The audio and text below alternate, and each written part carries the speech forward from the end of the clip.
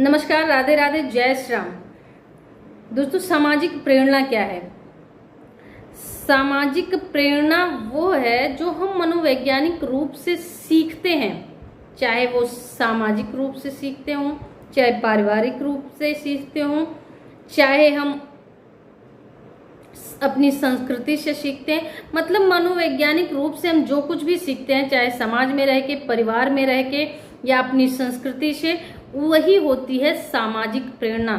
मतलब हमारा माहौल जहाँ पर रहे, जिस माहौल को हम जहाँ पर रहते हैं, उसी माहौल को हम अपने अंदर अर्जित करते हैं, सीखते हैं, और यही होती है सामाजिक प्रेरणा। इसीलिए सामाजिक प्रेरणा का बच्चों पर विशेष प्रभाव पड़ता है।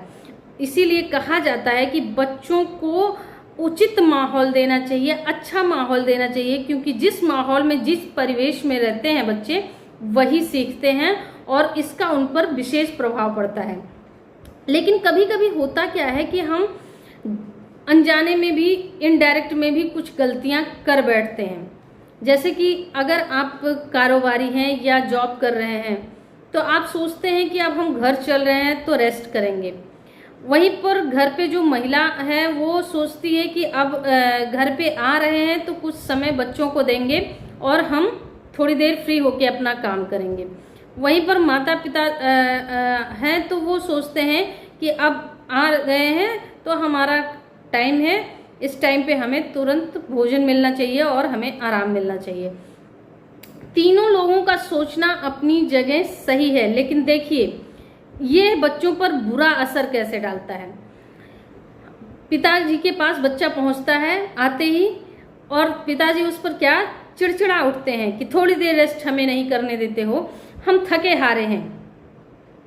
पिताजी इस चीज को भूल जाते हैं कि अब हम घर पहुंचे हैं और हमें परिवार में बच्चों से मिक्सअप होके रहना चाहिए।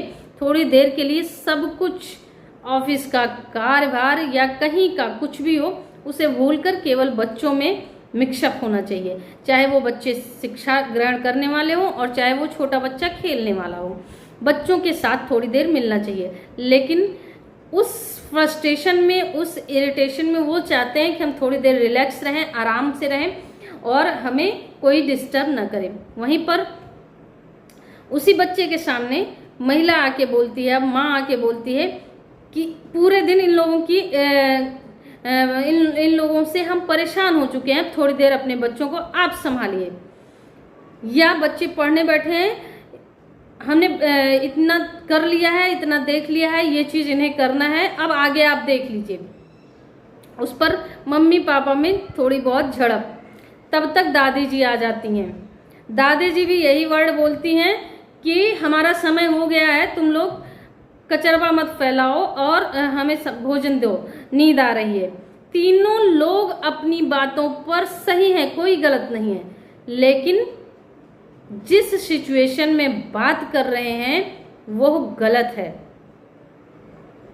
क्योंकि पापा को भी ये चाहिए कि वो इस बात को समझें कि हम परिवार में आए हैं और परिवार में हमें अपने कर्तव्य को निभाना है, अपने बच्चों के साथ समय देना है, और ये बहुत ही ज़रूरी है। माता को भी ये बात समझनी चाहिए कि अगर बाहर से आए हैं तो थोड़ा सा उन्हें अपनी चीज़ों को समझना चाहिए। बच्चों के साथ ये जो झड़प कर रही हैं कि दिन भर हमने ऐसा किया है, वैसा किया है, इसमें बच्चे की कोई गलती नहीं है, लेकिन सब लोग वहीं पर सुना रहे हैं। बच्चा क्या करता है, इरिटेट हो जाता है कि मैं सबके लिए समस्या हूँ।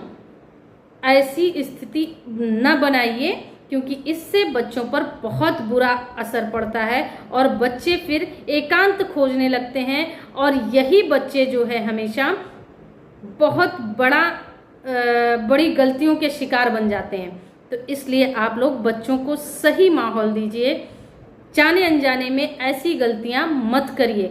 धन्यवाद।